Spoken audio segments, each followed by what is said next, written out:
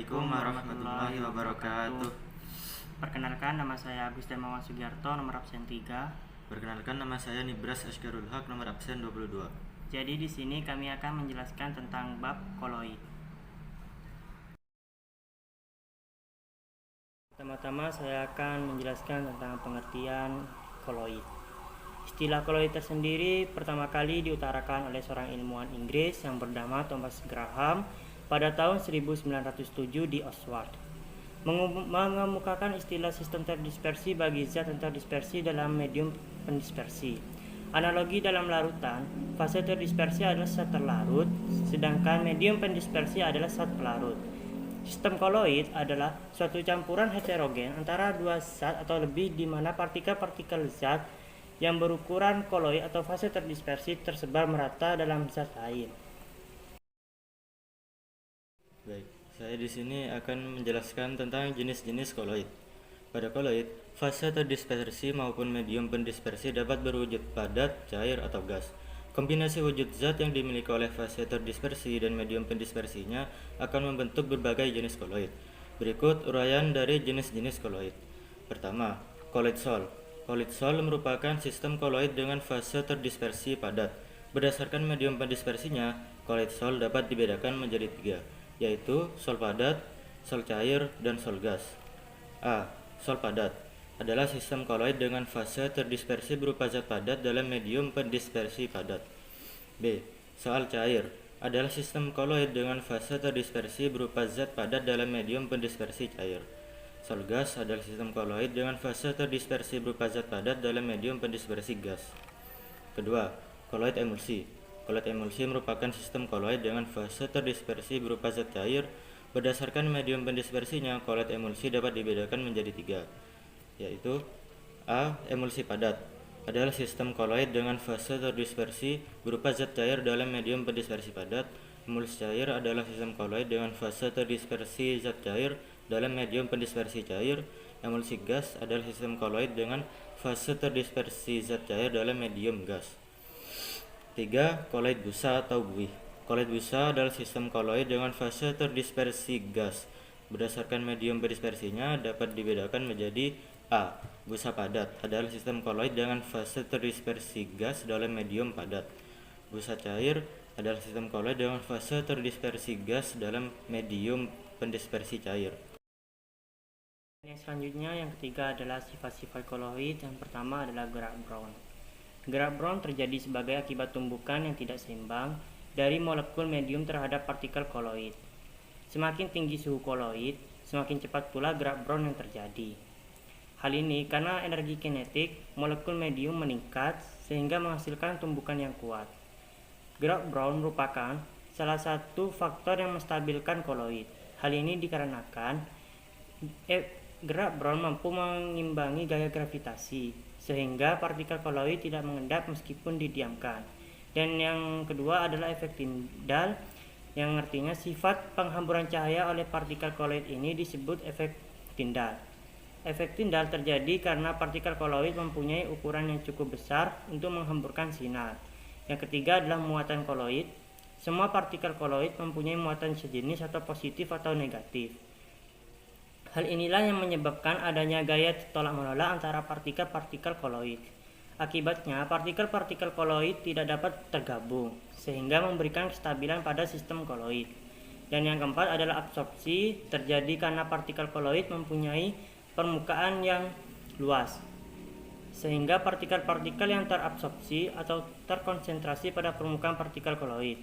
Partikel koloid atau terutama koloid Sol, baik partikel netral maupun partikel bermuatan, mempunyai daya absorpsi yang baik terhadap partikel-partikel pendispersi pada permukaannya. Dan yang kelima adalah elektroforesis, adalah peristiwa pergerakan partikel koloid yang bermuatan ke salah satu elektrode. Jika sepasang elektrode dimasukkan dalam sistem koloid, kemudian dihubungkan ke sumber arus searah, partikel koloid akan bergerak ke arah elektrode yang bermuatan berlawanan dengan partikel koloid. Elektroforesis dapat digunakan untuk menentukan jenis muatan koloid. Yang keenam, koagulasi. Partikel koloid bersifat stabil dengan adanya muatan listrik. Jika muatan hilang, maka partikel-partikel koloid dapat saling bergabung membentuk suatu gumpalan. Dengan adanya gaya gravitasi, maka gumpalan itu akan mengendap. Proses penggumpalan dan pengendapan partikel koloid disebut koagulasi. Dan yang terakhir adalah koloid pelindung, di mana berfungsi untuk menjaga stabilitas koloid dengan menjaga muatan koloid yang bersangkutan. Saya akan menjelaskan tentang pembuatan koloid. Pembuatan koloid dibagi menjadi dua metode. Metode yang pertama yaitu metode dispersi. Pembuatan sistem koloid dengan metode ini dilakukan dengan cara menghaluskan partikel-partikel besar atau partikel suspensi menjadi partikel berukuran koloid. Ada 4 cara yang dapat digunakan. A. Cara mekanik. Cara ini dilakukan dengan penggurusan atau penggilingan sehingga diperoleh partikel yang halus. B. Peptisasi. Cara ini mengubah butir kasar atau endapan dengan bantuan zat pemecah menjadi partikel koloid dengan menambah zat kimia. C. Homogenisasi adalah pembuatan koloid dengan menggunakan mesin homogenisasi. D. Bussard-Wedik. Cara ini dilakukan untuk membuat logam.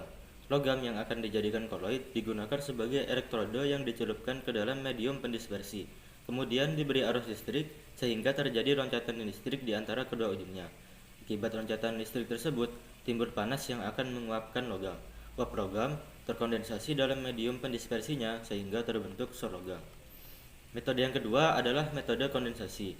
Pembuatan sistem koloid dengan metode ini dilakukan dengan menggumpalkan partikel larutan sejati seperti atom, ion, atau molekul menjadi partikel berukuran koloid.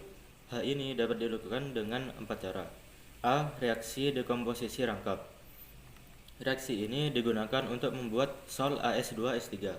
Sol AS2S3 dibuat dengan mengalirkan gas H2S perlahan melalui larutan AS2O3 dingin sampai terbentuk sol AS2S3 yang berwarna kuning terang. B. Reaksi hidrolisis. Reaksi ini digunakan untuk membuat sol AlOH. Sol AlOH diperoleh dari reaksi hidrolisis garam Al dalam air mendidih. C. Reaksi redoks.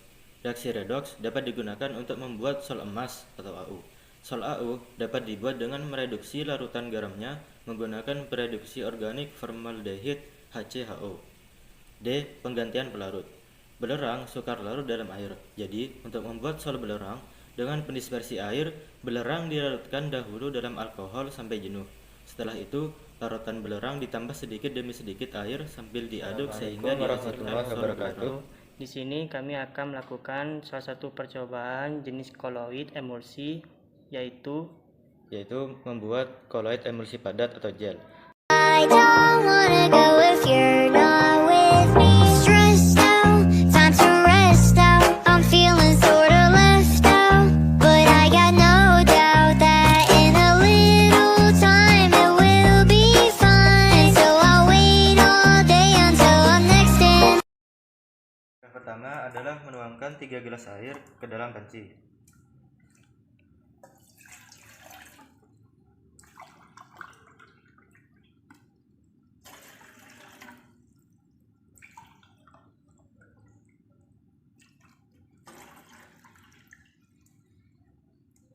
Langkah kedua adalah mencampurkan agar-agar ke dalam air.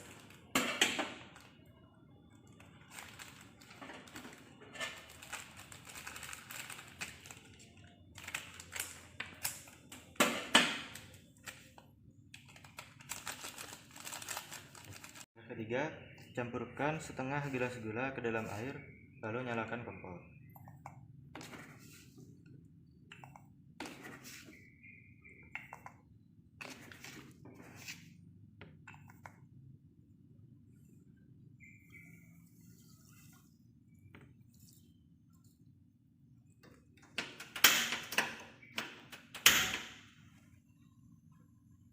adalah masak hingga mendidih sambil diaduk.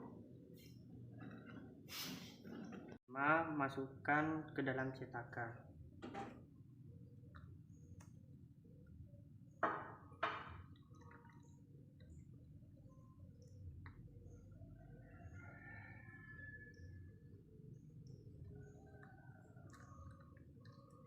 Langkah ke-6, masukkan agar-agar yang sudah dituangkan ke dalam kulkas.